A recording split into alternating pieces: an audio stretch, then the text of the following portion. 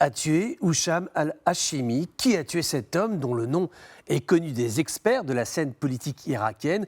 Houcham al-Hachimi, certainement l'un des chercheurs les plus talentueux de sa génération, du talent à l'état pur, une intelligence de l'analyse qui faisait de chacun de ses articles un véritable événement de ceux qui font corps avec leur sujet, qui le comprennent et qui le restituent. Sur le groupe État islamique en Irak, ces articles ont été lus par les plus grandes agences de renseignement. C'était un chercheur exceptionnel qui a révolutionné les codes du métier. Il est mort dans sa voiture, assassiné froidement un jour de juillet 2020 à Bagdad. Une caméra vidéo de surveillance a saisi la scène.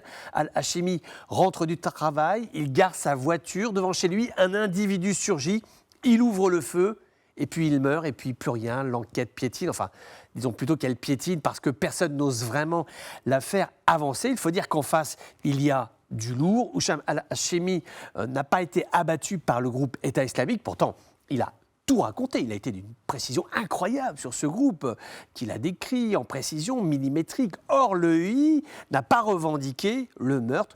Nous savons que d'autres appelaient à la mort du chercheur. Ce sont notamment des milices pro-iraniennes qui sévissent en Irak et qui n'ont pas du tout apprécié une étude menée à leur sujet, étude qui a révélé des informations de grande valeur et de si grande valeur qu'il en est mort. Al-Hachimi a raconté comment ces milices occupent le terrain laissé vide par Daesh.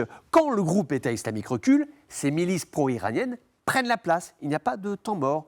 L'entreprise est bien évidemment politique, mais elle est également en situation de défi du pouvoir de Bagdad, mais aussi c'est également une énorme affaire de business. Certaines milices se sont installées dans des palais qui ont appartenu précédemment à Saddam Hussein.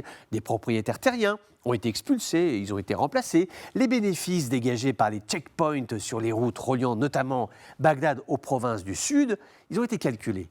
Un point de passage rentable, raquettes, extorsion, rapporte jusqu'à $100 000 par jour. Les grands restaurants paient leur protection à ces milices, en gros l'impôt révolutionnaire au prorata des bénéfices, entre $1 000 et $3 000 par mois. Les milices contrôlent 72 champs de pétrole dans la région de Qayyara, au sud de Mossoul. Voilà, c'est pour avoir révélé ces informations que Al-Hachimi a été tué à bout portant dans un pays où les milices font la loi, ou plutôt elles font leur loi, pas celle de l'État irakien qui n'arrive pas à endiguer la puissance de ces mouvements pro-iraniens.